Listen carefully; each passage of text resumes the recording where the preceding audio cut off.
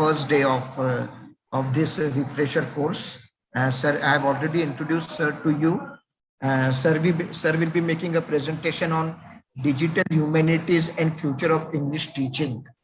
And I welcome sir to this session and hand over the mic to him for his presentation.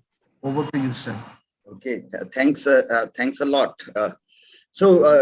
Dear friends, this is our second session. The other day we were talking about globalization and fiction, and today we are talking about digital humanities and teaching in digital age, specifically teaching literature in digital age.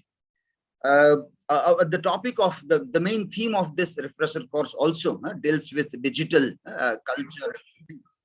So we are connecting now the another dot, that is what is digital humanities and how this digital life, digital culture, digital environment shall be used, or how we are using it for the purpose of teaching of English literature, how it can be useful also. So those are the points which we want to discuss today. One link I have shared with everybody to take a small survey of the thing, and I'm still receiving a few responses. I'm again putting a link here in the chat also, in case the participants who have not received or not responded, you are requested to go through the survey form very quickly and fill in the details, whatever details you think are viable, that you can update in this. Yeah. So, yeah, we got a link of the live streaming also. Will the video be available on this live streaming platform after the presentation also?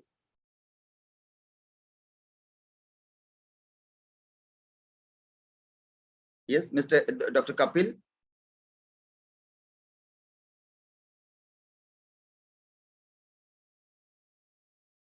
Yes, no, your sound, you're muted. So, okay. Yeah, I've shared this link here. So I hope everybody quickly would give a response to this. I'm also sharing the form here also, so we all can see that what is asked in this survey form. So let me share a screen here.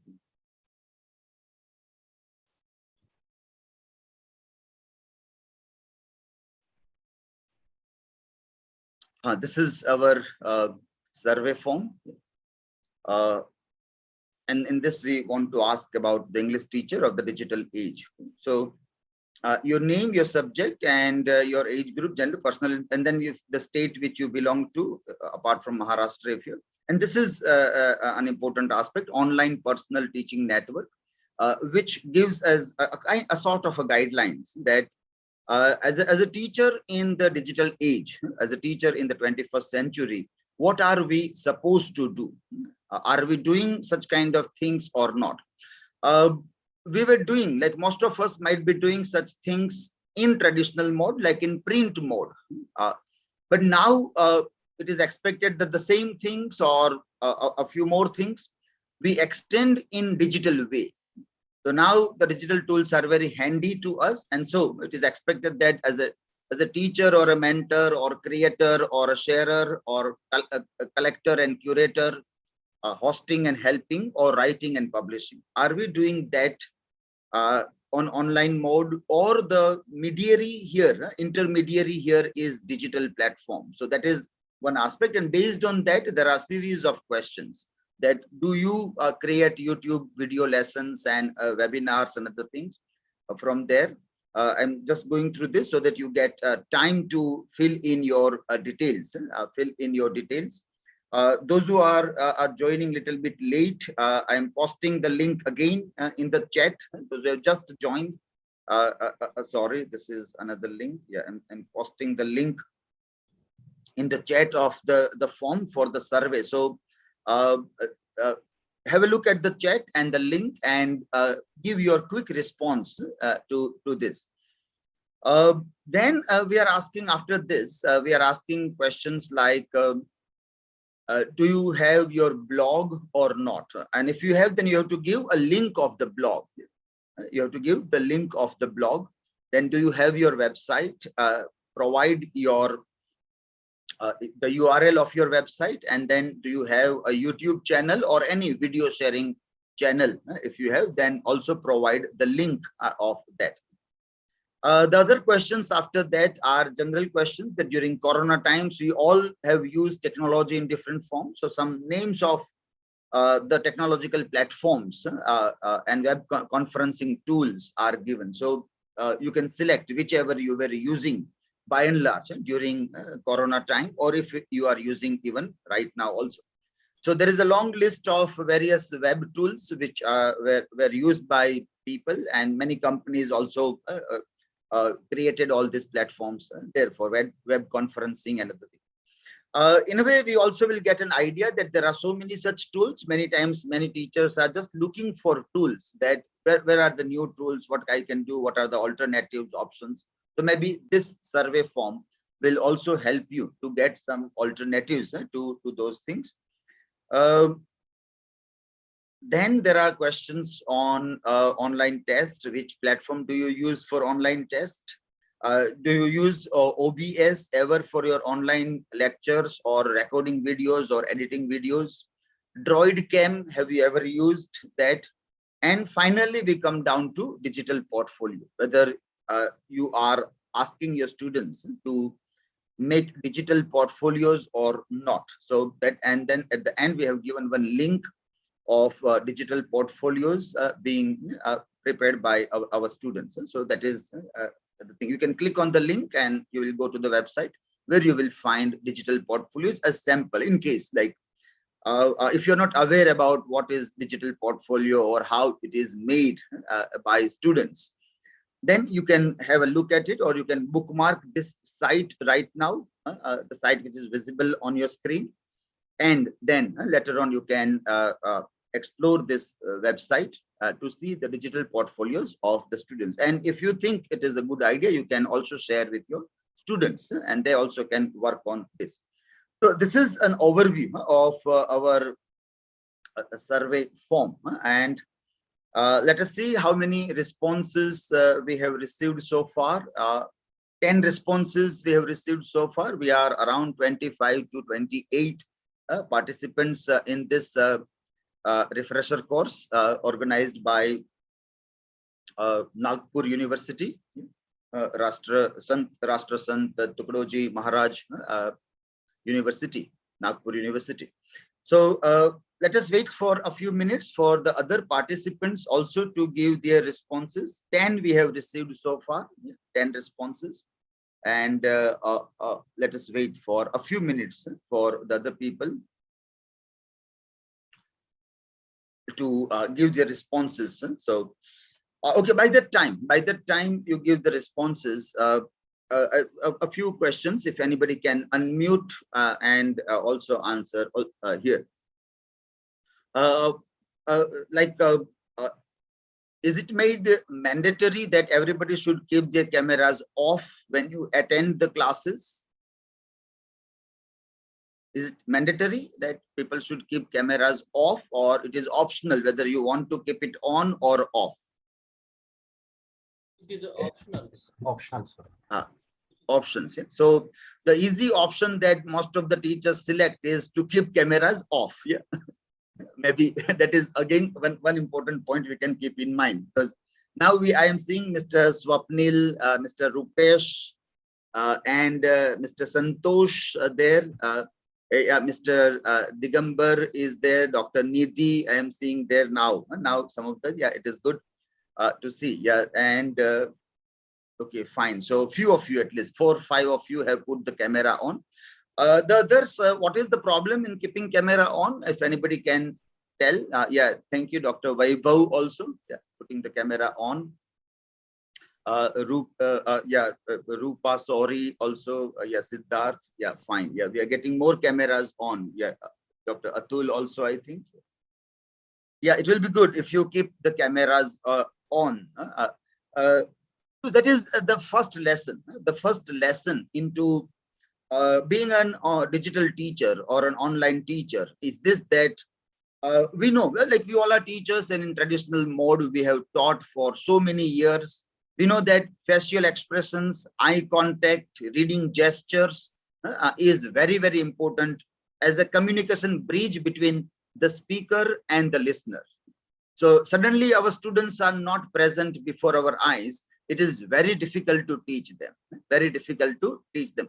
This we rarely realized in our classroom environment. But when we went online, then we realized that, well, this was very important. Reading the faces of the students, reading satisfaction or questions on the faces, in the eyes of the students is very, very important for a teacher. And without that, like we baffle, we don't know whether things are reaching out to people or not. And see, that is why online teaching has by and large failed. It has failed because our mode was wrong.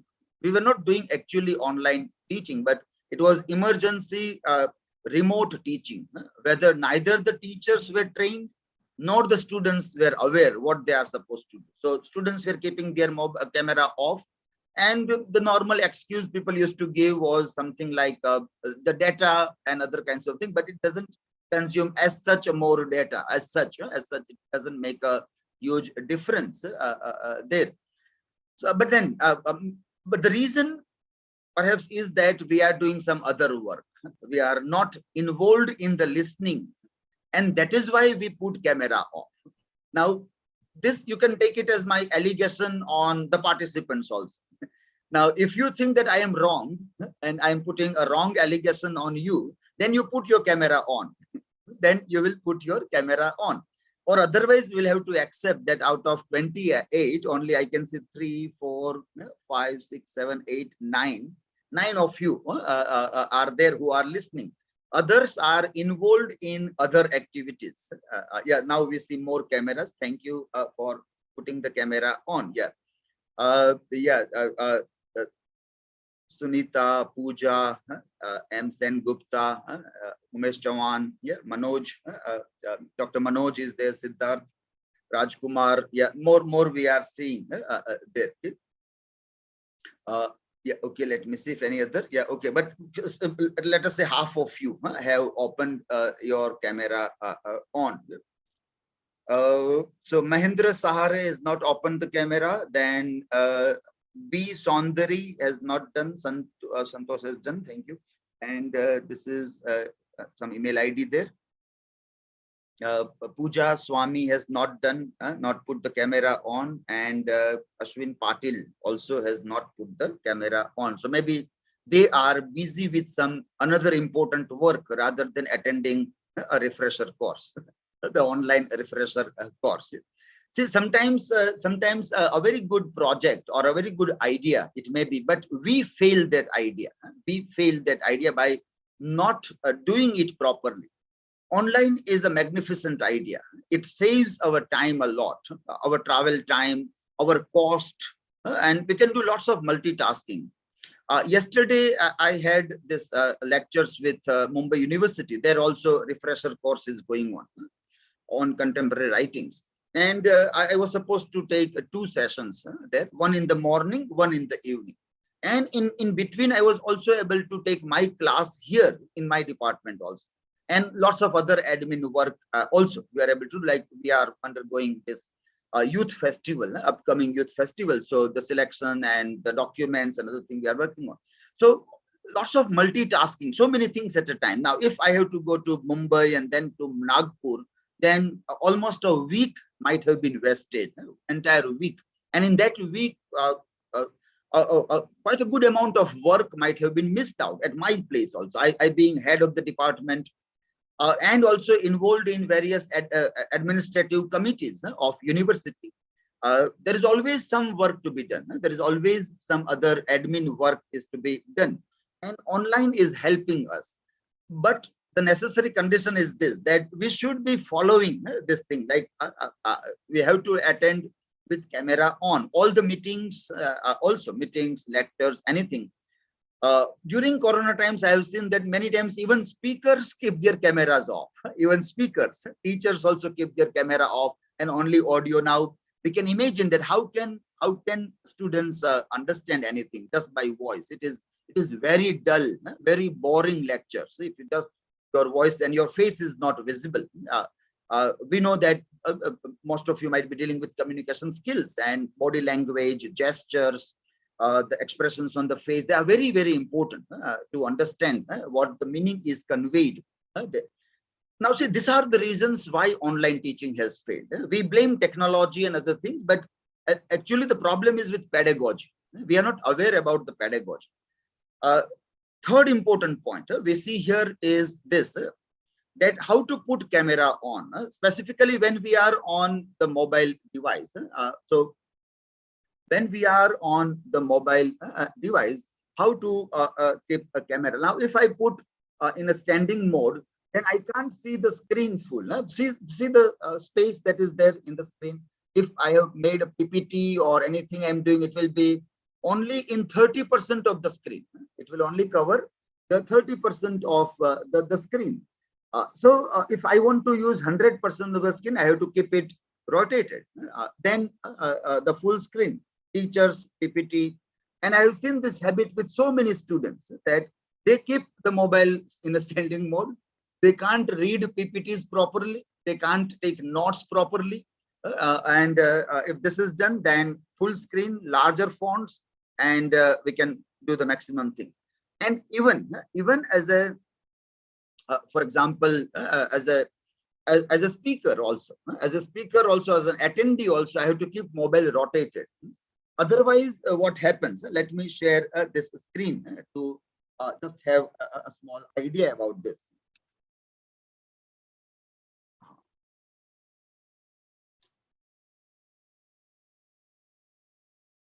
So if I share this screen here,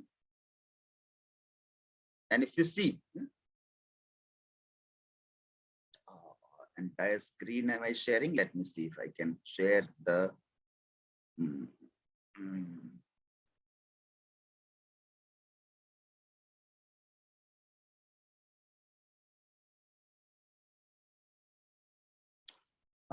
Okay, but no, this is not coming up there. Okay, just admit and let me stop sharing this.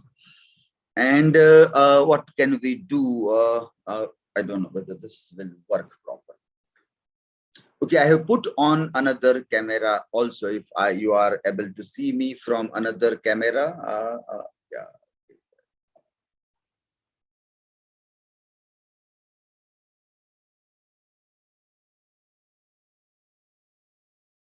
See? Okay, now I might be audible from another camera, which I have started here. So those who are on mobile device, you have a different way of looking, and those who are on the laptop, they see it in a different way also. Now, if I put this camera on this screen, and let us try to see my laptop, which I'm not able to share right now. So you will see, for example, some of the participants and their screen. For example, I can see that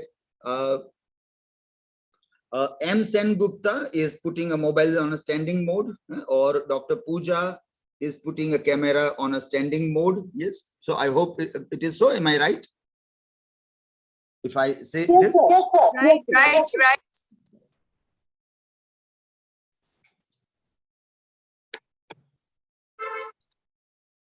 Yeah. Okay. Let me switch over to.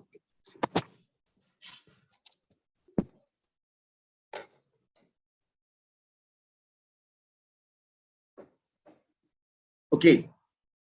So we see this now because of this also, when we speak, normal habit of putting the camera on a standing mode, it doesn't record things in a proper way also. And so when teachers are recording their sessions, that again are recorded in standing mode. And then even if the video is available on YouTube, the almost 2/3 space is black. 2/3 space is not properly occupied there. Anybody is, if they are evaluating the digital skills of this teacher, they will say that, well, these teachers don't have digital skills. And I see from an angle of, for example, neck and other thing. Yeah, Dr. Swapnil, your mic is on, so you can put off the mic. Yeah. Like NEC used to ask a question that are your teachers using ICT? Now they will ask digital technology, and we used to tell that I have PowerPoint presentations, and so that we are using, and we used to show them PowerPoint presentations and other things. Now digital skills are all this thing that as a teacher of the digital era, how am I understanding the role of camera, how to face a camera when I am recording my sessions, my videos, my content, or when I am attending a session, or even when I am trying to be a speaker in any of the seminar, workshop. Also that becomes very integral part there. Fourth important point here is what is the frame of our camera. That is very significant there. Still in many of us, we will see that we are like looming over the camera, and most of the time the ceiling, the fan is visible at the back, at the top. Now that is not proper framing of a camera. It should be like parallel, and it has to capture the things. Yeah, thank you, Rupa Sori, for adjusting your mobile in a better way. Yeah. So you will see that when you are when you are on mobile, then these concerns are there. Laptop normally gives a better way of adjusting the things. But again, we have to think of the background, the frame, the frame that is visible, that is very much necessary when we deal with the thing. Teachers of English literature are also teachers of film studies. We are also dealing with film. And when we deal with film, we do talk about camera, focus, the frame. That is very important when we talk about film studies. So if our framing is not proper, then whatever we study or learn as a part of film studies is perhaps incomplete also. It is perhaps incomplete. That also we can see there. So, and then the lights are also very important. As I am seeing some of the lights, Dr. Mahendra Kumar, as if he is coming from heaven, is like landing from heaven, and there is an aura, beautiful lights behind the soul, and that way it seems to be like. So, where is the light? Light should be, there should be no dark, no bright light in the behind. Then the focus is not proper. It diverts the attention also there. So, well, right now, okay, it is fine. Our part is to study this. Today, when we talk about digital teacher or teaching in digital age, the primary lessons are this also, that how do we deal with the mobile camera or a laptop camera as an attendee, as a speaker, as a teacher, and as a recorder of e-content also. And my concern will be like, you will see this point also, that it is about being Atmanirbhar. If I am in a studio environment, then the person who is managing the studio will tell me what I have to do. But well, we live in an environment where we have to be Atmanirbhar, we have to be self-reliant. We want that everybody will not get an infrastructure of good studio. Even if studio will be there, it will be do it yourself, DIY. There won't be people working there. There won't be humans. So infrastructure will be given, but people will not be given. So I have to manage a camera, lighting, a teleprompter, everything on my own, do it yourself. DIY is the mantra of 21st century. Being Atmanirbhar or self-reliant is necessary in this time there. So that also is a necessary skill for a digital teacher, or to be a teacher in a 21st century. Okay, let us see our responses. The responses that we have received. Let us have a look at the responses. Okay, so we got 16 response so far. So again, a reminder that we are around 28 participants, and we got 16 responses. So maybe 12 are still not attending, or maybe busy with something, or you have a technical problem. You can inform me. Do you have any technical problem in attending this link, which is given in WhatsApp also, and also in the chat also? Okay, fine, fine. We see that. Now, out of 16, those who have responded, if we see that, what are the things that we get? We have 36 to 40 in larger number here. Okay. Okay, fine. Gender-wise, this is the division. We have male more in number than female. At least the respondents are male more in number. Maharashtra is maximum. But we have from Odisha 2 participants and Tamil Nadu 1, Uttar Pradesh and Chhattisgarh also. Okay, fine. So it's a quite a mixed group of people here. I'm coming down very quickly to the last 3 important questions to be seen. Like, do you have a blog, for example? Now, why are we asking this question? That also we will see subsequently. So only one person said yes, but I do not find a link there. So if the person who said yes, if you have a blog link, you can put it in chat also. So I can again verify it if you have. Otherwise, we can say that nobody has a blog. No teacher who are participating in this resource person have a blog. So that is what I am concluding right now. If you have, then put it in the chat so I can rectify my conclusions. Website, two said yes, but I got one website, that is Digambar Wankhede. But when I tried to open this website, I was not able to find. So if Mr. Digambar Wankhede is present, and if you can help us, that what is the problem? The link that you have given is not working. So if you can help us in this. So that link was not working. So another one participant has given email ID instead of website URL.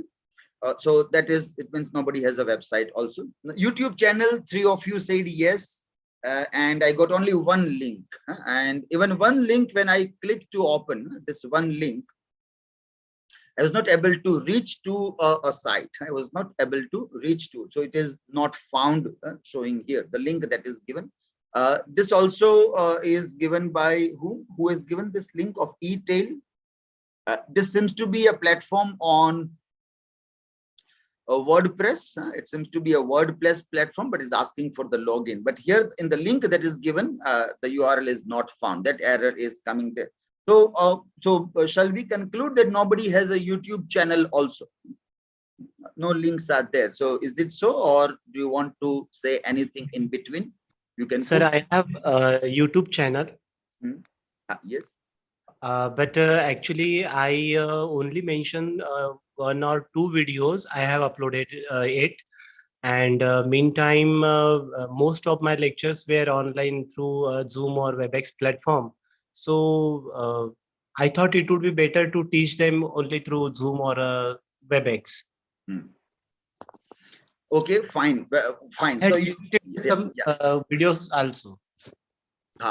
Yes, yeah. So can you share the means? Are the videos uploaded on your YouTube channel or not? No, sir. Only 1 or 2 videos I have uploaded. Okay. Other videos are in my PC. In your PC, okay. In offline, you have not made it available through online platform. Okay, fine. Yeah. Okay. Anybody else would like to add anything here? Because we have seen that many teachers have started doing video recording of their sessions. And they are sharing with the participants. Yes. Sir, Professor Digambar Wankhede, I have uploaded more than 25 videos on YouTube channels. Okay. Can you share the link? Website, sir. Link, sir, is not revised before 2 months, but it is not revised before 2 months, sir. Okay. Yeah. So it is not working right now. No? Yes. But yeah, but Acha, YouTube link, can you give in the chat? Okay, I will provide. Okay, so we can, because now say we live in a post-truth time, post-truth time where we can't believe when people say I have something. We have to see it. Only seeing is believing. So if you do not see a website or you do not see something visible over internet, it means it is not happening. It means it is not happening. That is what we think of. Otherwise, there are lots of lies around us. Everybody keeps on telling that I am doing this and I am doing that. But people will ask, where are those things? Where? Show us. And if we fail to show them, actually, sir, actually, yes. it is just because that if we put our videos on YouTube, kind of channel, so students will go after them only. and they would not attend our online classes. That's why I didn't upload my videos on my YouTube channel. Okay. That was the basic reason behind it. Yeah, okay. But well, we will have to overcome this reason also, because there will be even better quality videos available, uploaded by world-class universities, top universities of the world, and their teachers, they are uploading. So in that way also, like, they will be accessing some other material if we will not give our material to them. So they will access even better resources. So we can't control people uploading videos on YouTube. So that is one concern, and if students are going online, our purpose is their study. Their study, that is very important, rather than they only study when I am present. So when we think of digital age, and where we break the barrier of time and space, the very concept of time and space is broken in digital time, the virtual things.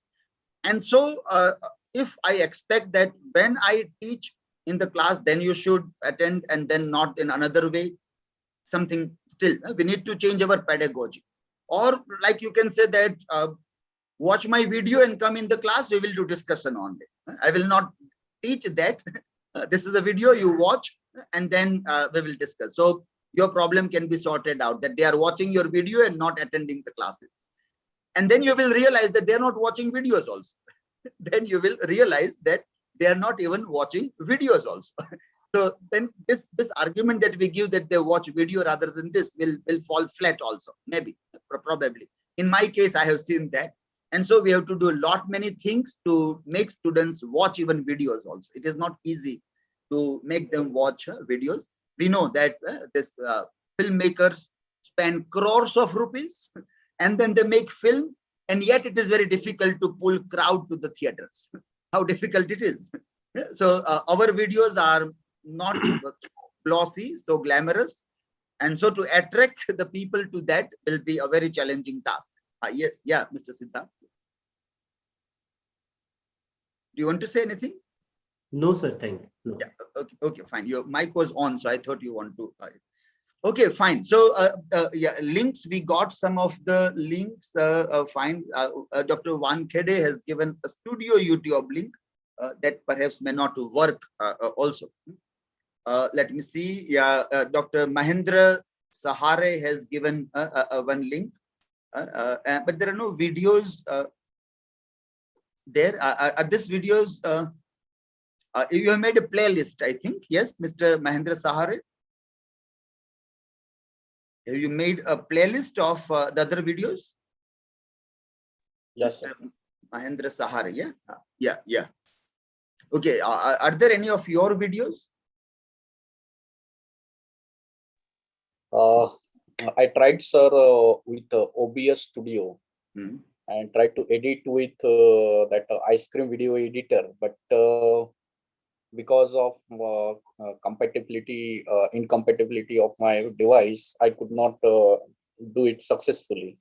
Okay. And later on, with the pressure of completion of our syllabus, I just engaged our students on Google Meet. Okay. Earlier, I tried with Zoom, but Zoom required better connectivity. That is why students from rural area could not attend, and Google Meet was quite beneficial for our students. Yeah. And earlier, I also tried Edmodo, and I shared with my students, and whoever could make and join. I shared material with them, and then Classroom also, Google Classroom. In 2017-18, I tried Edmodo. Okay, fine. That's interesting. Okay, fine. But Edmodo is now going off, so people will have to take their material down from Edmodo and again come back to either Google Classroom or Moodle. Yeah, Google Classroom is quite. Yeah, Google Classroom right now is quite popular and quite easy for students also, because we have to see that what is user friendly to students in their mobile phones. Most of our students have Android phones, and so we have to work on something that is more convenient on Android platform also. Yes, Digambar Wankhede, you are giving link of studio. So that I will not be able to open. You can open, but I cannot open. So a proper link of a video, all the links have studio.youtube.com. So that is not proper URL of this videos. And so yeah, try to see, this is editing. So you can open this, but the others cannot open this. So sharing proper link. Now, this again is a very important point and a good concept of knowing other people's digital skills. That is how they share the web link, how they share. So if I have a blog, or say, for example, a social media account, I am on Facebook or a Twitter. And if somebody is asking me that share your Facebook URL or Twitter handle. So do I know how to share that or not? And we have seen that many students, many teachers are not aware about how to find URL or web link of social media account or a blog or even YouTube video and share with the other people also. Digital skills necessary. Now, we don't know how we are going to teach all this. It seems to be so simple that within a minute people can learn, but then we don't have those skills is also a reality of the day. It also is a reality of the day. Mr. Manoj has said something in the tweet that is our Indian literature is also going through the phase of a post-truth theory. Our literature has awoken to this or not, that is a different idea, awoken to that, but they have to awaken their consciousness to the idea of post-truth theory. Literature normally takes some time in taking those things into literary representation. So as it is still going on, but well, people will have to bring those ideas. I have not come across so far a very valuable text which can be directly connected with the post-truth idea so far as our written literature is concerned. Our cinema is there to capture these nuances much quickly than our written literature there. So many of the films have started working on this. This is the blog again. See, there is this Dr. Mahendra has put this link and again this is a search result. This is a search result. So again there is the same problem of how to share a URL, how to share a URL. Now see, this is very simple and yet it is problematic that we are not able to find a proper web link of our own work and share with other people also. So that also we need to, like, yeah, some mahavidyalay.com I am able to find in Mr. Mahendra's link, but still that is somewhere problematic there. Yeah, okay, fine. Well, but it seems so by whatever so far I have experienced in your responses and this, that we require digital skills a lot. Digital skills are necessary. Our integration of technology is perhaps still not up to the mark, So in this context, when we try to look at what are the necessary tools which we require in our toolkit, when we try to look at those things, maybe let me share this slide.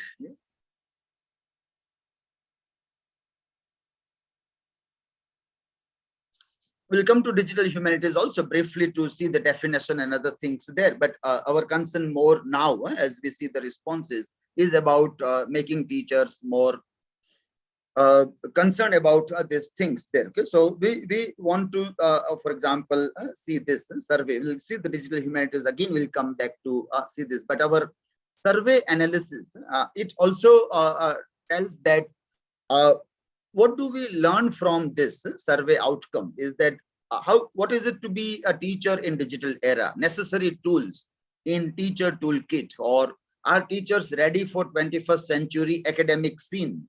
Are teachers aware about the new tools necessarily required in their toolkit? What tools are necessary for a self-reliant teacher in the pedagogy of a digital age?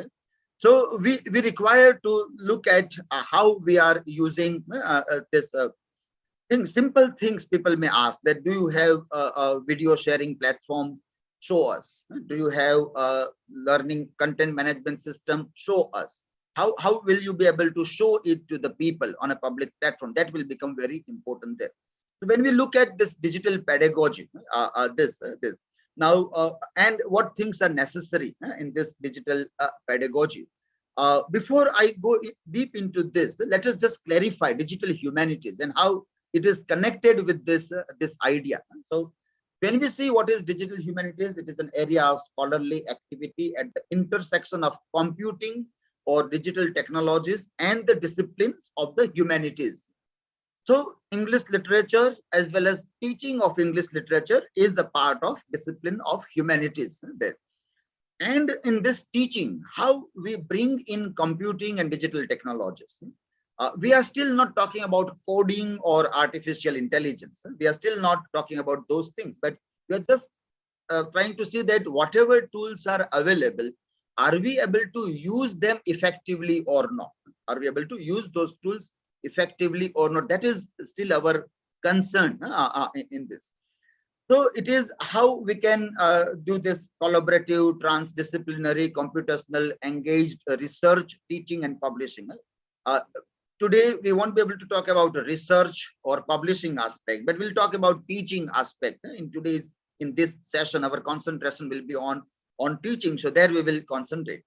It brings digital tools and methods to the study of the humanities with the recognition that the printed word is no longer the main medium of knowledge production and distribution.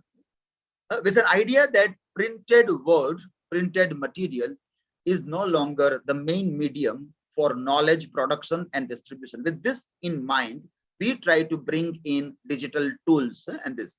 It is very well said by many experts or the critics of the culture that the knowledge which will not be digitized will cease to exist as a knowledge. The knowledge which we will fail to digitize will cease to exist as a knowledge itself. So that is how we see, and these are some interesting works that we see which are important in this introduction to digital humanities by Johanna Drucker, then Melissa Terrace and Annie Burdick. Their works, they try to explore this idea in a significant way also. Okay, so now with this context in mind, that we need to integrate digital tools in the teaching and so we try to look at 21st century teacher and how teacher can be self-reliant in the using of teaching tools there.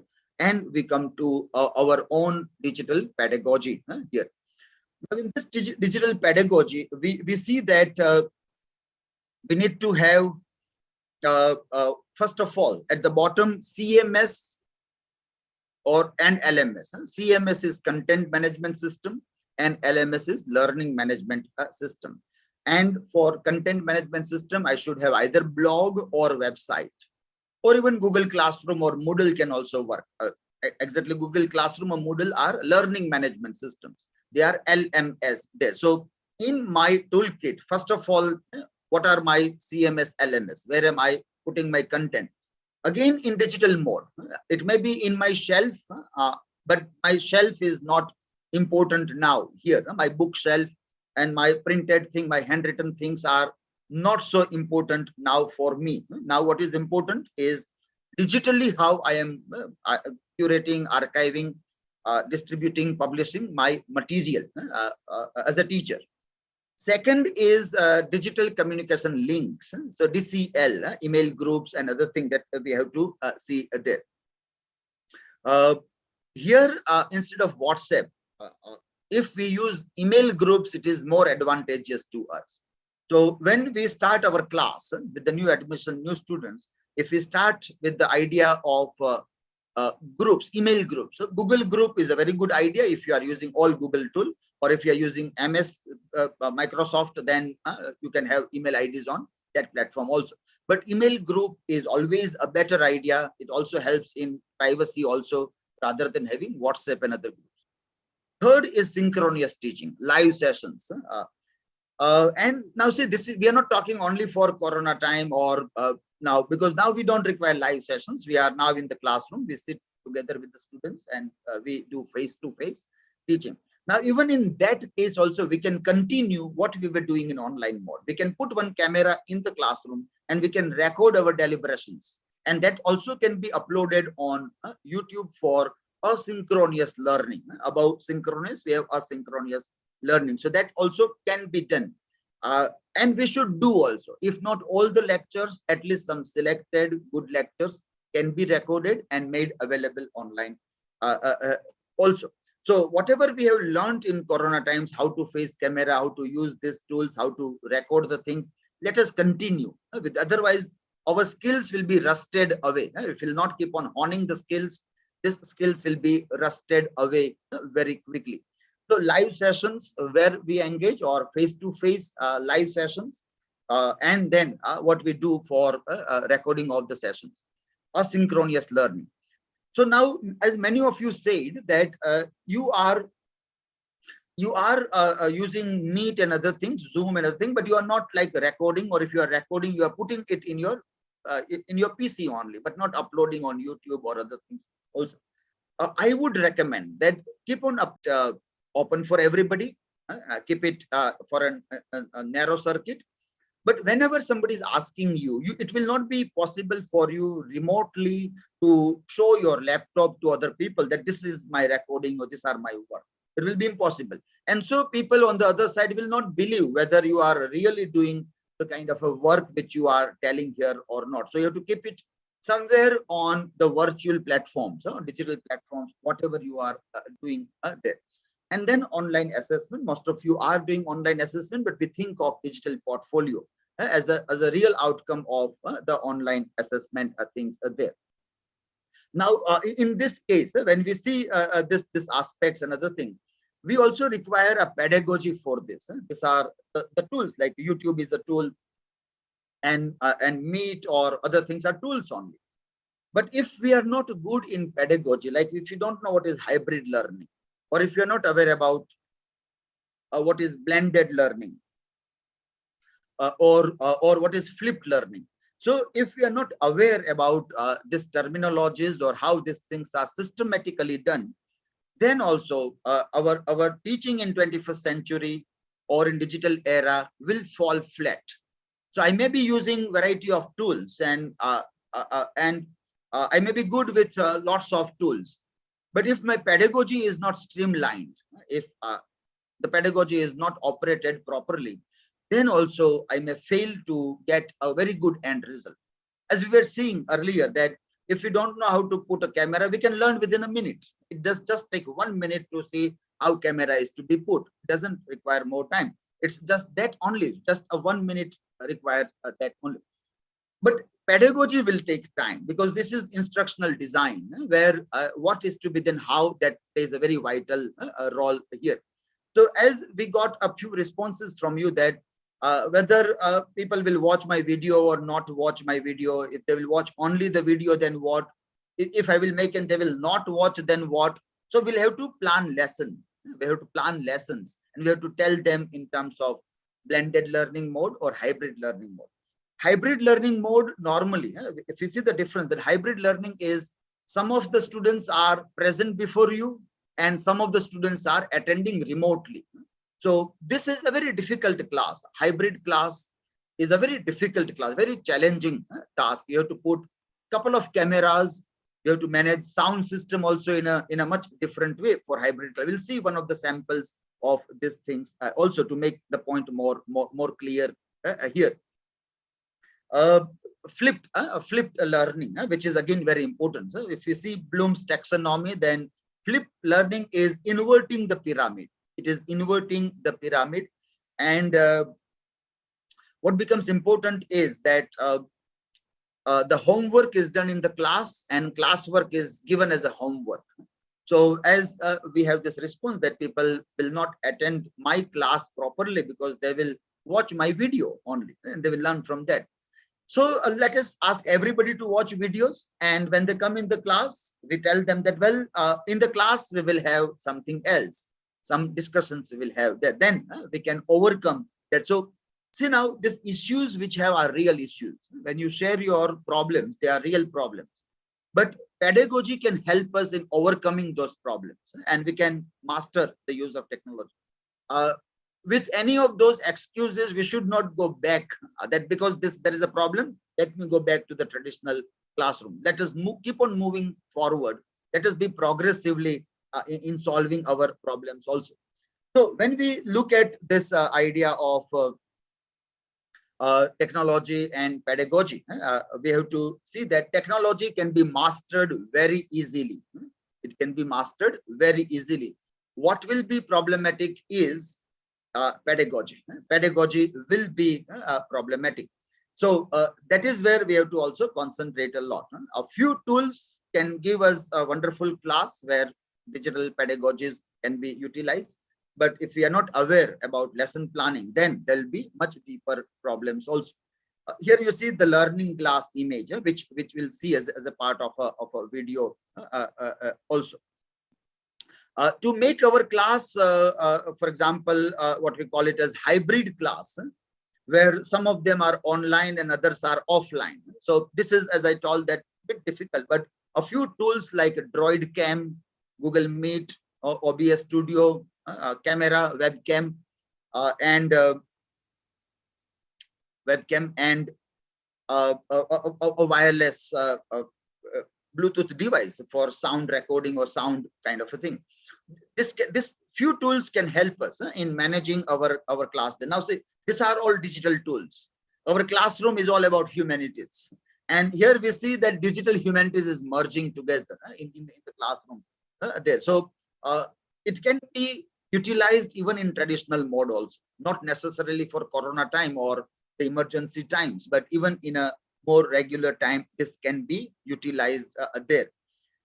Now, I would like to share some of the examples, sample examples for this thing, that how, like, for example, we do, how we worked during these times, and what we did there. So even on my YouTube channel, I have put all the videos. On my YouTube channel, I have uploaded all the videos also there.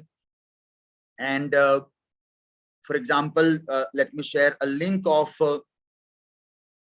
this in the chat of the YouTube channel. Yeah, I'm sharing the with everybody. Yeah, I've shared the link of the YouTube channel also. So from there one can see, no need to go right now, but later on you can do that. And before I share the other things, here is this the website also. This is the website, and all other things about me as a teacher and whatever I do is all uploaded on this website, or through this website people can access most of the things also, and we will see some of the things, because the kind of a response that I got from the audience, I think that we need to talk about this also, because earlier my plan was not to talk about a website or a YouTube channel and other thing, and we want to move on towards digital humanities in research and other things. But I think we need to talk, because this is very primary, which is very primary entry into digital humanities in our classrooms, teaching and other things there. So I would like to throw some light on this also. Okay, let me show some of the things about video resources which we are talking about. I'm sharing a screen.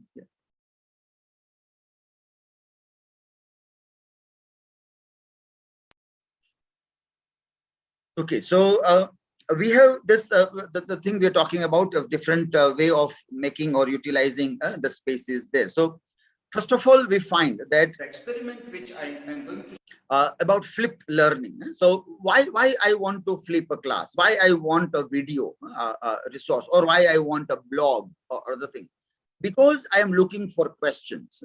I am seeing that the students are coming in the class, but they do not come with questions. They just come as if they have come to stroll in a garden. So if they come well prepared with questions, then the classroom interaction becomes very interesting also. So for that purpose, we wanted to have this. And so we wanted this activities and other things. So we need to design the activity, like a teacher's blog is there, then some learning activities are there, and then questions in the classroom. So 3 steps of pedagogy is designed. The method is designed in that way. And then teachers, students watch the videos prepared by the teachers, video of the content. Like, for example, this is deconstruction and Derrida. And so there are some videos prepared. So students are given this through YouTube over blog, and from the blog, they access the videos there. And after they have watched videos, the learner activities, what the learners are going to do. So they will sit in groups, and with open internet, they will appear in online test based on that. And apart from that, while they are doing this activity, it is not only appearing in online multiple choice test, but apart from that, they have to also come with questions from the videos that they have watched. And these questions are to be written on the board in the classroom. They have to come with the questions. And now see what we are blending digital and humanities together. Yeah? So the physical and the digital gets blended here. Now, if my class is only online, then they will put the questions in Google Classroom. But if I have a chance of having a physical face-to-face interaction, then also I can utilize technology there. And then in the classroom, what happens is no need to fear that they have watched videos. It is fine if they have watched videos. That is what we wanted them to do. They have seen the videos. It is good. Now there is discussion in the classroom. So the environment becomes quite live and interaction happens a lot in the classroom. So our concern is pedagogical concern. Technology is not very important. It is only tool. We want to reach to the curiosity. The learner should have a curiosity. And so this becomes very important for us to talk about. So that is the aspect that we need to look at. Why I want to flip my class. It is for the purpose of having the questions which are followed by face-to-face discussion, which becomes very lively, engaging, and have a fruitful session also. So one point I think we have made clear here, and that is about why we want to flip a class, or why we want to blend the class, because we have some needs, pedagogical needs, curiosity, questions, and that can be utilized when we blend things, and we get a good result because of that also. Another important aspect when we try to look at digital humanities in our teaching learning process. This was specifically about Corona times. This was normally during the Corona time that we have seen. One of the very important concern of teaching is face-to-face, as we have seen in the initial part, that if we are not able to see each other, then it is very difficult to have a meaningful dialogue. And without meaningful dialogue, we can't have a teaching. Forget learning also. So जिनके पास जो भी आएगा वो किसी के लिए seat रोकते नहीं है, लास्ट डेट निकल जाएगी नहीं तो. Yeah. Yes. Okay, fine. I hope they have muted the mic. Yes. Aadhaar card, उसका राशन का, जो भी इन लोग का लगता होगा. Yeah. Okay, maybe. So that is again one of the concerns, that why online things fail. That we are thinking about many other things. Lots of things are going around apart from what we are here to talk about. And so our online, who is to be blamed if online fails is teachers, students, not only technology. But these are the things that we do not take it more seriously. And so we have to put everybody into a classroom and lock the classroom and the buildings and then only teach. Well, we're talking about this sorted out many problems. And when we also deal with the board is a very important tool. Classroom board is a very important tool. You can never replace a classroom board because board unfolds the process of learning. It unfolds the process of learning. And so the way this process of learning is unfolded, dear friends, today it is very important to see. If I show a ready-made slide to the students, it will not have the same effect as I slowly and steadily work on the board. But working on a board was a bit difficult. It was very difficult during this Corona times, and most of the teachers had this problem of working on, and many times we have seen on the board. It was not easy task because this was lacking a lot. So maths teacher, science teachers, language teachers, they were having lots of problems in that. But this glassboard idea or learning glass idea was helpful a lot in just giving a kind of a traditional classroom environment with technology also. So this is how we get the effect. It can be live classroom or it can be pre-recorded classroom, but whatever we discuss, it can easily be explained to the learners also. It can be explained, and the process of learning, the unfolding of the learning, unfolding of the units, modules, plays a very vital role in supporting the memory of the learners. The memory of the learners gets support, and they can remember things step by step in a better way also. So today also, with all these technologies, I do believe that there is no replacement of board work. Board work also has its own pedagogy, which is very effective there. But well, we need to think of some kind of modern ways of dealing with the board work also, and this was quite significantly useful in this aspect. So that is our second important example about integrating technology into this classrooms there. And this is about how the board work can be used effectively there. Third important concept Do not agree is with each other. about this idea that teaching literature is always with like you want to show drama, you want to show films to the students, but then in online either you can show or you can do board work. You cannot do both the things together. In traditional classroom, you can do board work also, and you can teach drama also. So when you bring in OBS studio and learning glass and you merge a couple of technologies together, you can also show the drama, you can talk about the drama, and you can simultaneously keep on explaining with the help of board work also. We know that our normal classrooms have a projector screen and a board also, and we are using it in our traditional classroom. But in online classroom, when we want to do that, then we need to use some technology which can help us in working out these things also. So while showing something, if you want to work, then this here we have used OBS Studio, and this can happen in a pre-recorded setup also, or even in a live classroom also. It can be done.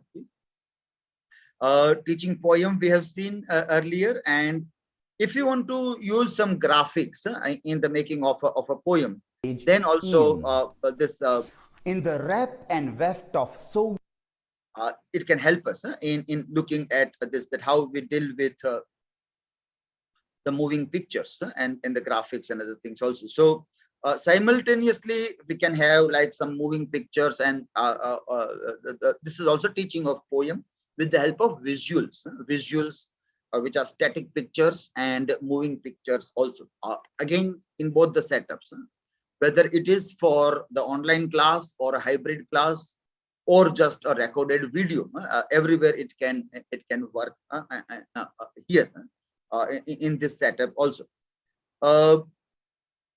Then this also is a very interesting tool. This tool, if you see, this is the tool which doesn't require much of a technology here. a viewer here, and this kinds of device, a simple device which has a kind of a document camera here, and a simple thing. It doesn't require any technology to be used, and you put any object on this, you can put a paper and you can write on this camera will capture and will show live to everybody there. So this simple thing, if you want to put any objects, if you want to show anything, 3D objects also can be visible, and this device do not require any kind of high end of technology. So when we talk about equitable use of technology, when we think of digital divide, and the teachers who are not well versed in using great amount of technology, then simple device like this can be of great use. And this tool is very useful as a webcam also. So if you want to convert this physical class suddenly into a hybrid class, then also this tool is a very handy tool to convert a kind of face-to-face class into hybrid class or an online class also.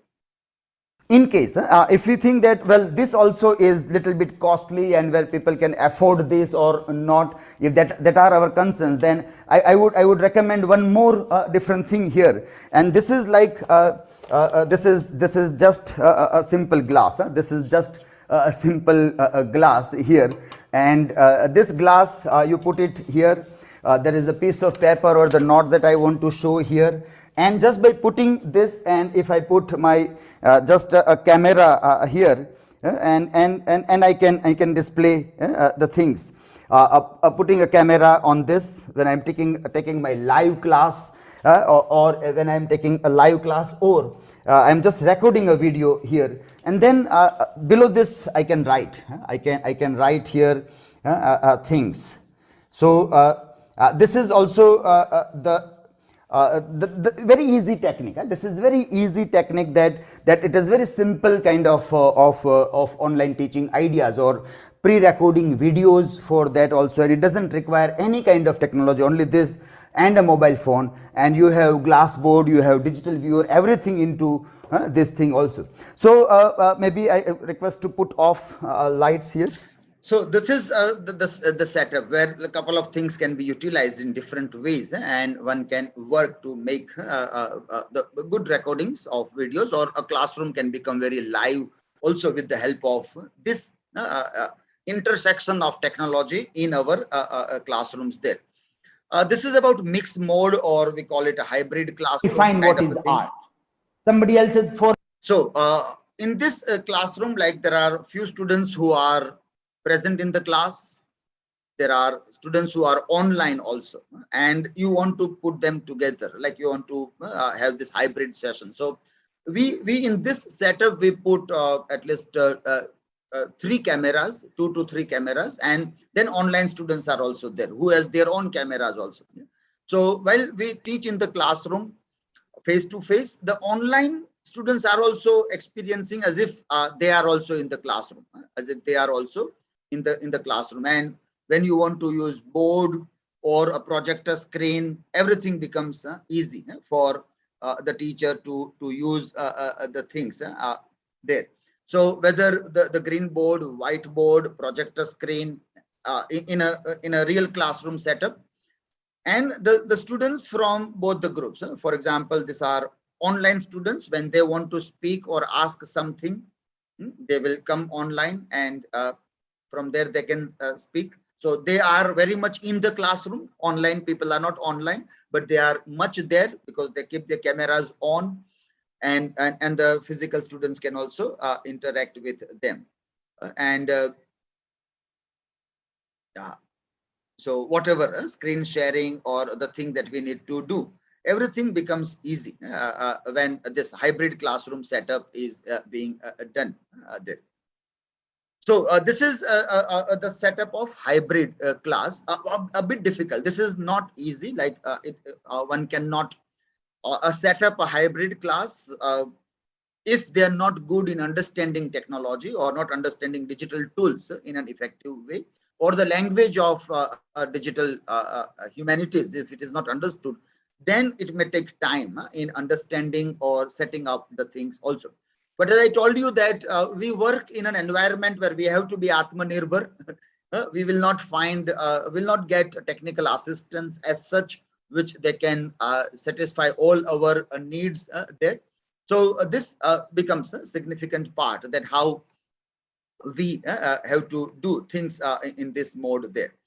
And then finally, we also talked about this idea that even if it is only traditional class, it is not online or offline, but then in that case also, like we should do recording and upload videos on YouTube or such a platform where students can access it whenever they want to.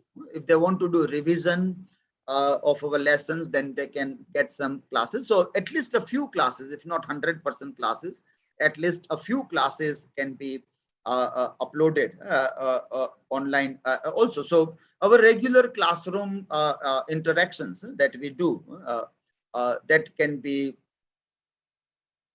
uploaded, that can be recorded first and then put on the YouTube, so that people can have an easy access to those things as such. So that becomes significant part also. Like it is not when there is a crisis and emergency we do the things, but whatever skills we got as an opportunity, we got it from Corona. But let us not miss on this opportunity. Let us carry on with this idea and continue with this thing. It is very useful to the learners. It is very useful to the learners. It is not that they do not get advantage of this lessons or other things. It is highly useful to all the learners also. So that is the aspect, some of the examples to look at the things, how things can be utilized, how the digital things can be brought into our humanities classroom as a part of teaching learning process, and how we can work out on those things also. I would like to show this website, which I opened here. I shared the link. So let us open this. Let me open the website. So this is the website wherein whatever I say or teach or do is documented. There are quick links given, and through all these quick links, everything is made visible. Now, why I am telling this is the same concern, that if you are not able to make your work visible to the people in post-truth era, people are not going to believe you. You have to like make things visible to the people. So, for example, during Corona times, it was for me, it was really an amazing time. It was a wonderful time as such. I was like very happy to deal with technology during Corona times. And this website, let me put a link in the chat also. Later on, you can explore this website also. Now, this entire website is designed for all Corona-related activities, like whatever online things we have done. So, the videos that we prepared are here. Then, International Day of Yoga, we celebrated in online hybrid mode. So, the video, like all the students were at their home with camera on. With their camera on, they were attending from the online thing. So whether it was this, let us just have a glimpse of this also. It was, well, very difficult task, not an easy task as such, but still we're able to work out in this also. So whatever we did in this mode, in the Corona 2 years of those times, everything is documented on this particular website. Our Yoga Day, several workshops and other things that we have done, like with the teachers of Assam, Karnataka teachers, and several those things there. The video recordings are available here. With Chennai teachers, whatever we have done, the modules and the video recording is available here. Meghalaya teachers and the sessions, again everything is recorded and made available. Everything is recorded and made available. For our university also, we have done FDP program for 1 week, and all the video recordings here. Our students organized a virtual literary festival. As we are not able to meet, we organized virtual literary festival. And whatever we have done in virtual literary festival, everything is again put here. And most of the things were live streamed also. So students were in their homes, and we live streamed so many events. Literary quiz, online debate, reading microfiction, singing competition, monologue performance, storytelling, elocution, So all this things were live streamed and they are still available for anybody to watch this events there. Then we had students webinars, series of webinars by students we have done. The recent one, the last one was by our PhD scholars, their presentations. Again, things are live streamed and made available online for viewing of anybody who wants to watch it. Anybody who wants to watch this, these things are made available here. Students' presentations and things. Teachers' Day is very interesting idea. Teachers' Day, we started working in a virtual mode. So like, as I am expecting right now from you that you should have your videos and you should have your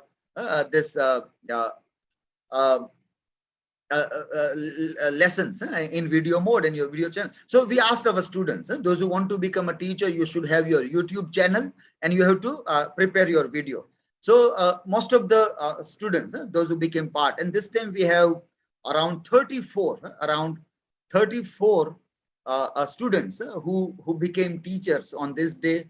They prepared a wonderful video of their teaching by using variety of tools available in department. This learning glass, green screen, studio, and variety of things that they have done.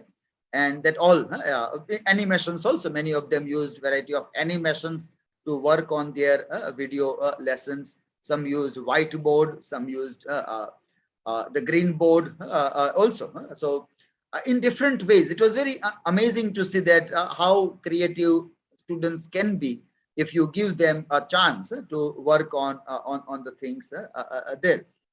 And this is what we expect, that the future teachers have to use video resources. Without camera in their toolkit, they won't be able to become a teacher of 21st century. So they should know how to work with camera and prepare lesson modules and other things. This was this 5th September. This just a few days back we had this session. I was having a session with you also on 5th September. On that day, it was a very hectic day for me when we were talking on globalization and other thing. But our students were making all these videos and it was going on quite smoothly there. We made a chart also to show that how your videos has been viewed by the people, how many activities are done on these videos. And it was not only making of a video only, but students prepared online quiz also. And those who appeared in the quiz, they got auto-generated certificate also. Those who appeared with the marks, with the timestamp, everything, they got a kind of an auto-generated certificate. So lots of skill sets are required, lots of skills, facing camera, preparing lesson module, doing storyboarding. After a video, you prepare a quiz on that, make it online available, and after making it online available, it is again like there is a certificate which is auto-generated, which again is necessary nowadays to work on this also. We also had a very interesting international webinar during Corona time. So that also is documented here, our webinar, their recordings, and all the live sessions of this webinar. The schedule, we have around 100 people presenting a paper throughout India. So all these things are also like documented here. This was a national webinar on literature and epidemics, also live streamed kind of thing that was done there. So this website is like documenting everything that we do. It is connected with this website where whatever we do as a part of the thing that comes here. This link is of digital portfolio, as I told about digital portfolio, and our students' digital portfolios are connected with this link here also. And now we have a new website for the digital portfolio also. So the link which I shared in the survey form, from a survey form, if I take this link, which will take us to this website, wherein from 2010-12, this is the first batch that we started with digital portfolio.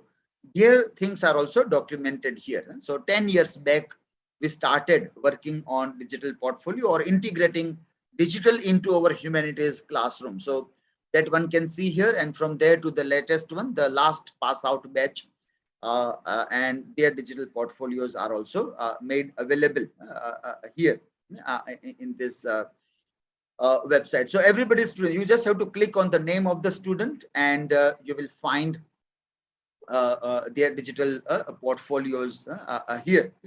So this is what is prepared by students in digital portfolio. What they do is they make a digital record of whatever they have done in this. So when students take admission in our department, we ask them to write, make a small write-up on this idea that what is your concept of literature? How do you define literature and other things that we ask them? And then we ask them to again write those things there. So their all activities, their academic extension activities, whatever workshops and other things they have identified or done, they all document here. Their youth festivals, events that they have participated, sports day or sporting events, and various things, their passions for anything, their certificates. And while studying at this, how they work on various things, for example, how they perform in various things, and their charts and other things are also put in this here. So this way they prepare digital portfolios. A kind of a guideline is given that how you have to work on digital portfolios, and so based on that, students have. So that is students' own website also. That is students' website on which they work. And so what I'm expecting from the teachers, that you should have a website, you should have a blog, you should have YouTube channel. Our students, master students, have all those things. They also have YouTube channel where their videos are uploaded. They have their website where digital portfolio is made, and they have a blog where their regular assignments are published also.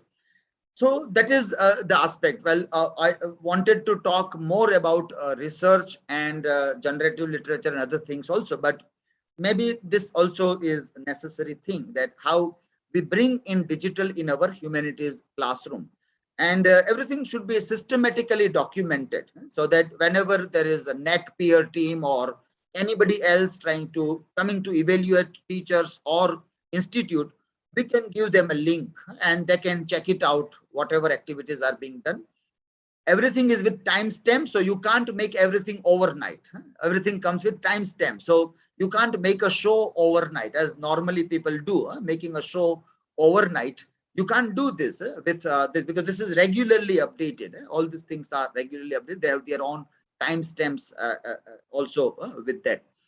I hope many of you will start documenting your activities as a teacher on your blog, websites, and your YouTube channels also. Thank you, everybody. Thanks to Nagpur University, to Dr. Kapil to give me this opportunity to have 2 sessions with all of you. Thank you, everybody. Thank you, sir. Very, very informative lecture. Thank you.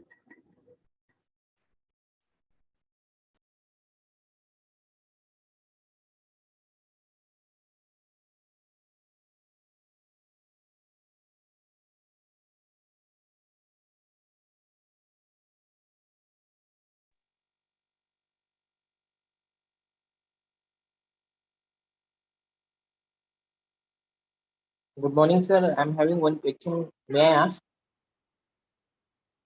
Yes, please. Yeah, please, you can. Yeah.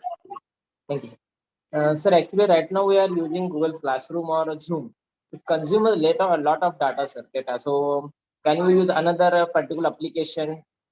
Because right now our students are facing that problem of consumption of data. But So I think the Google tools will consume lesser data as compared to the another one. So that will be there. So because I don't think the other tools will be so user friendly, and because we can't only think of data, we have to think of learning also. Because at the cost of a learning, if we care for data, then it is highly problematic also. So that is the aspect that, but it will support lesser data, and the end result also is very significant to be seen also there. Thank you. Sir, definitely, this was informative about digital learning and using digital resources.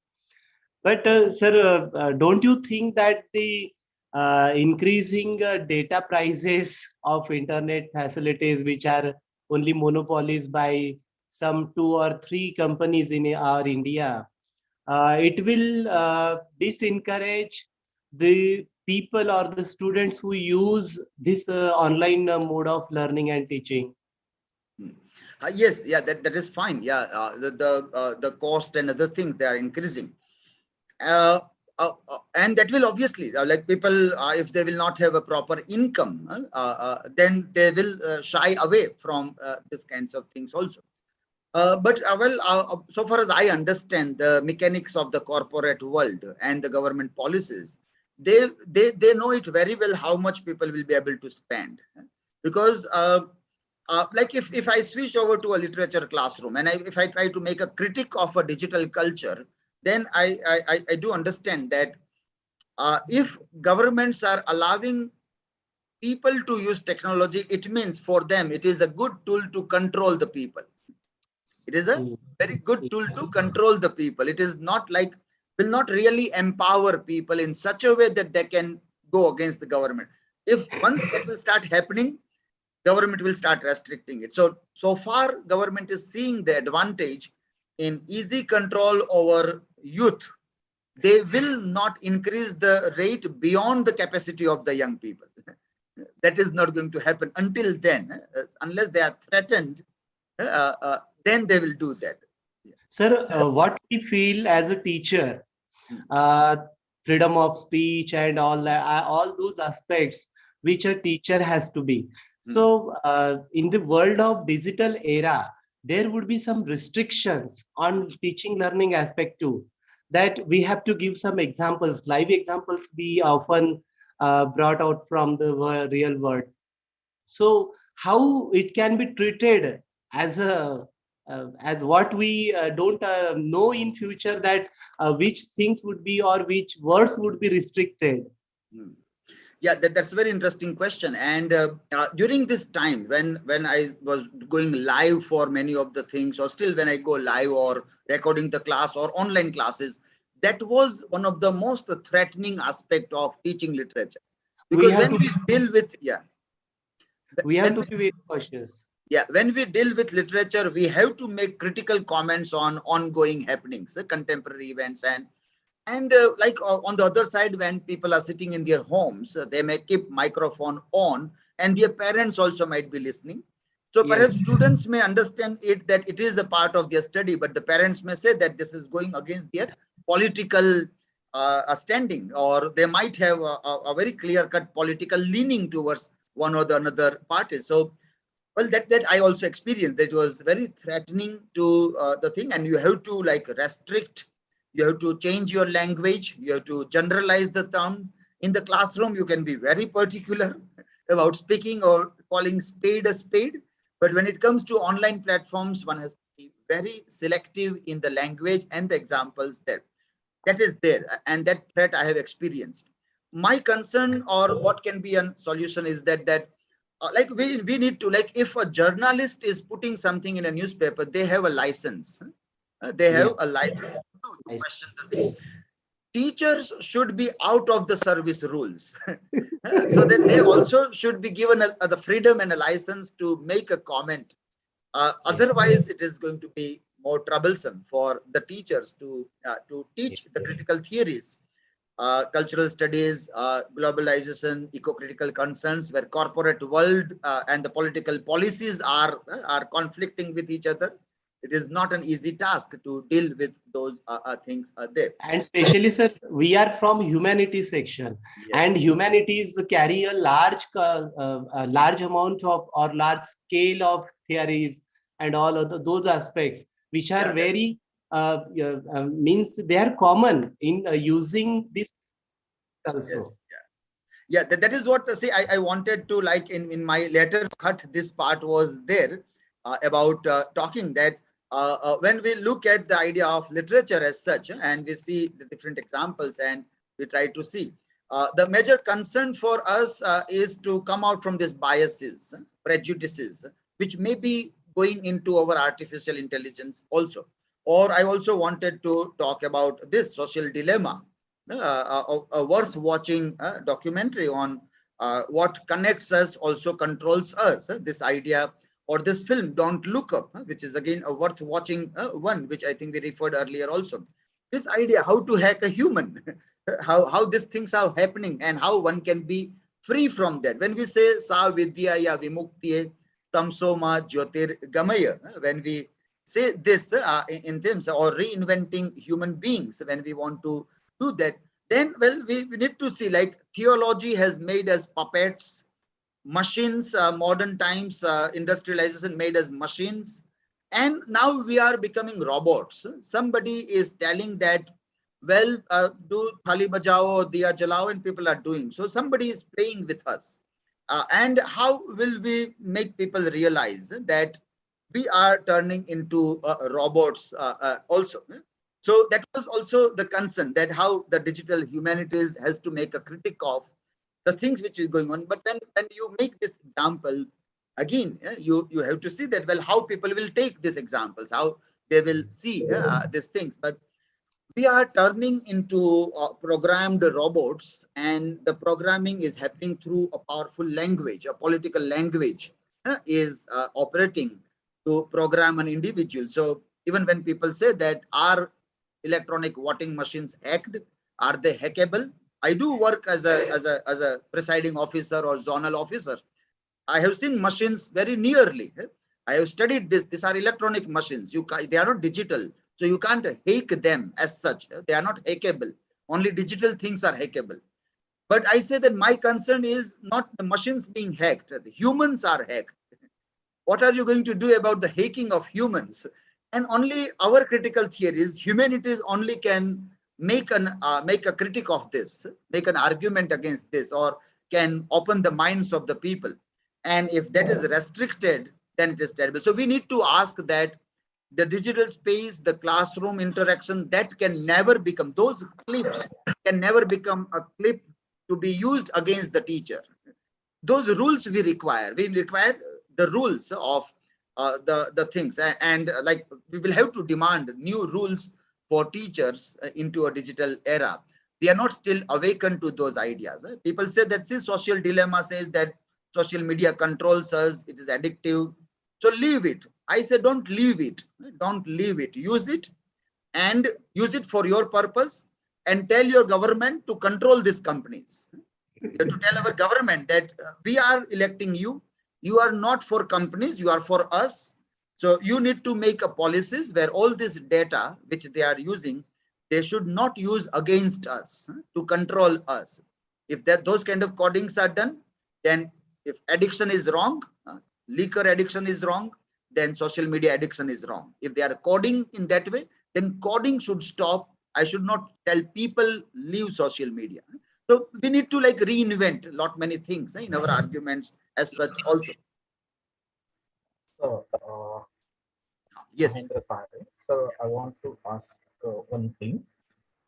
So I want to be well versed in this technology. I want to know, how did you learn, and how you became well versed in it. Okay, fine. Yeah, good. I think, yeah. Yes, good. What are the resources we can learn from? Yeah.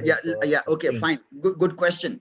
And I address it in both the ways, that you want a skill also, or like you want a knowledge also. And either way, if we look at this idea, first thing necessary is to be curious and to have a question. First thing is that, well, I want to know this. That is my question. Second, as soon as you will go to Google, you will find resource to learn that. All the resources are available. So you say, I want to use OBS. You will find innumerable videos to teach you how to do it. And you can learn on your own. We live in a time of self-learning. See, when Corona started coming up and people started using Zoom, Zoom was first time that we all heard what is Zoom, and then Meet and that all.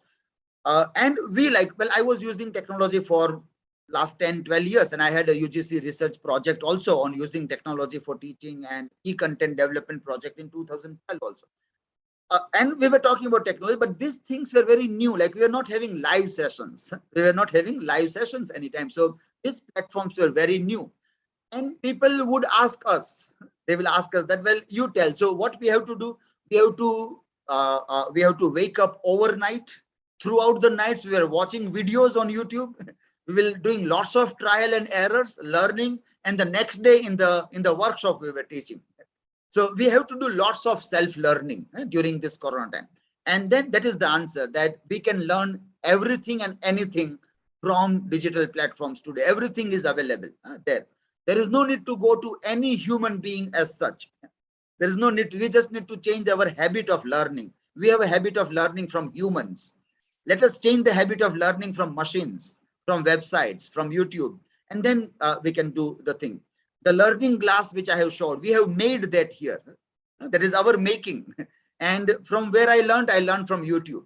By watching the video, I brought in the electrician, the carpenter, and then I told them that I want this. I showed video to them. They also were not understanding what are my demands. So I showed the video, and then it was in English, and I translated in Gujarati to them. And then they made that. So everything we can learn. Second, there are lots of online course modules. This MOOC, massive online open courses. Coursera is there. EDX is there, which is very helpful to us. So world-class universities are offering the courses on this platform, like EDX, Harvard University, or Coursera platform. And from there, we can learn a lot. So about digital humanities, I learned from Harvard University course, Introduction to Digital Humanities. I have to pay money also because I wanted certificate also. So around 5,000 to 6,000 rupees charge I paid. But I did online course from Harvard University, and I can learn this because digital humanities was nowhere in as a part of syllabus, or it was also quite new. So that is how we are now having lots of opportunities because of this platform to learn new things also. There are problems, as Siddharth Patil also identified, but then advantages are more. So for the sake of those problems, we should not do away with technology. We want technology with our own terms and conditions. That becomes necessary there. Thank you, sir. Thank you, sir. I extend my sincere gratitude to you for a very informative session. Thank you so much. Thanks a lot. Thank you, everybody. Sir, I liked one more idea also. As an IQAC coordinator of our institution, to upload those videos and all the data record online, and to send them and show them those links, that will be quite fruitful for assessment process. In our institution, still we are following the traditional method, that recording data and preparing data and all both this process. And I want to institutionalize this best practice in our institution. Then it will be time consuming for me to learn all those things and do trial and error. And all other our teacher fraternity, what they expect as an IQC coordinator, I should help them at every step, at every corner. Then it is not possible because we have to give justice to our students and all other activities we have also. So is there any course which I can recommend to my colleagues to just join, and I may also join and learn all those things which will help us to do more fruitful. Yeah, that's fine. Yeah. And like, you can write an email to me if you need any help, then we can help each other also as such. Yeah. Sure, sir. Sure. Thank you, sir. Thank you. Okay, so then we end our session here. I'm leaving the meeting now. Yes, just wait a minute, sir. It's time for the formal vote of thanks. Okay. I, Dr. Nidhi Pundi from Rajasthani Seva Sangh from Mumbai. On behalf of HRDC Nagpur, I just want to propose a formal vote of thanks for this session. I would like to thank our speaker, Dr. Dilip Barad, sir, for enlightening us with his profound knowledge. It gave deep insight about the topic, and no doubt the session was excellent. We learned a lot of things from this session. We learned about digital humanities, digital pedagogy, hybrid learning, blended learning, Bloom's taxonomy, and video resources, glassboard learning, which is really a very interesting thing which I learned today. Then web tools about and how we can make us ourselves Atmanirbhar in a, you can say digital, that how we can make these videos, PPTs, and how we can make our class lively. Thank you very much, sir. Once again, thank you very much. And thanks for the listening. Thanks, everyone. Thank you, everybody. Thanks a lot. Thanks, sir. Yes, sir. Thank you, sir. Thank you, sir. Thank you, sir. Thank you. Carry on.